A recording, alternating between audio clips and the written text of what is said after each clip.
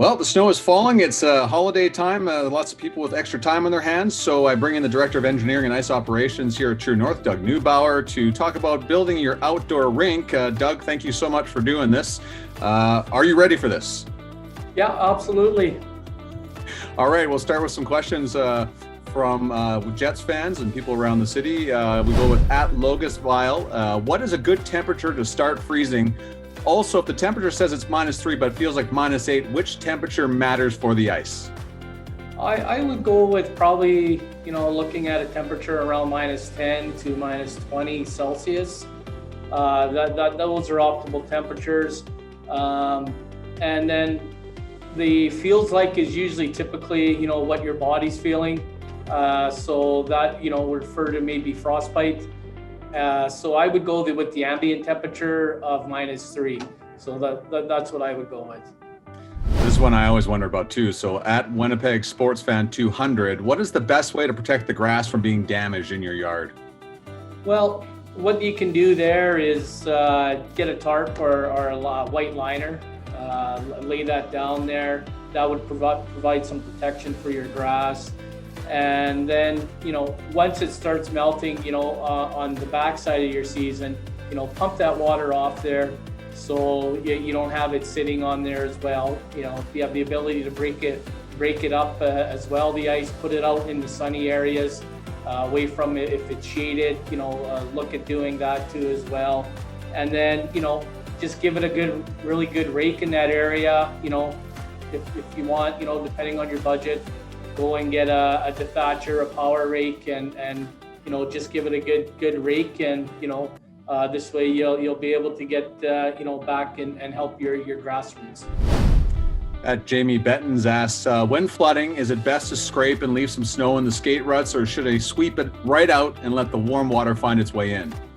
If depending on the size of your rink, if you can remove as much snow as possible as you can in your ruts, your skate cuts, and even around your edges too as well, if you can eliminate all that stuff on there and get it off, because once you get the holes out there and you start flooding, may pull that snow out of there, and now it'll start giving you that crusty look on top of your surface. Doug, when I moved here 3 years ago, one of the things I asked my real estate agent is I need a backyard without a slope in it. He did not come through with it. But so the next question is a good one from Jets Girl 76. Any tips in working with slope?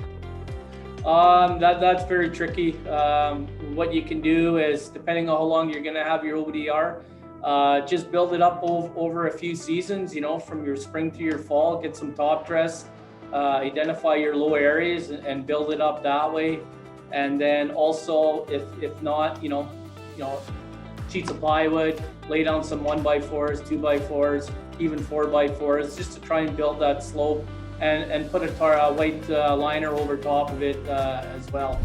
Next question, I think coming from the Blake Wheeler burner account, it's @BigFunkyG. What causes blistering, and how do you prevent it on your ice? Blistering is the two layers of the water when it starts to freeze from your initial sheet that you have there, and the ice that you're putting down there. So what happens is that sometimes if you put down too much water, it will start freezing from the top, and your air will get trapped in there. So if the temperature does change outside a little bit warmer, it'll start trying to make its way up to the top of the surface as well.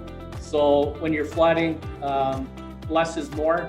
So just try and do more mist sprays when putting down your water, and that should help.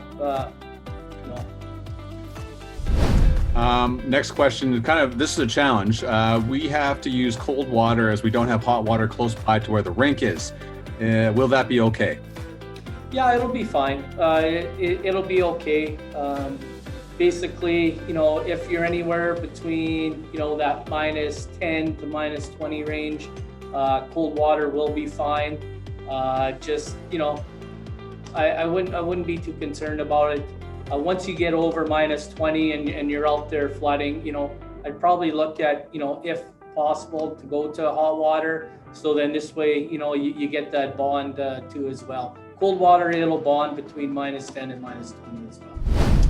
Last one comes from JJ Moohead. I'm also curious about paint use. I have heard about using tissue paper. Any other suggestions? Yeah, paint use, absolutely. Some places use paint, some places, recreation facilities, also use a non-woven tissue paper as well. So, that's a good option.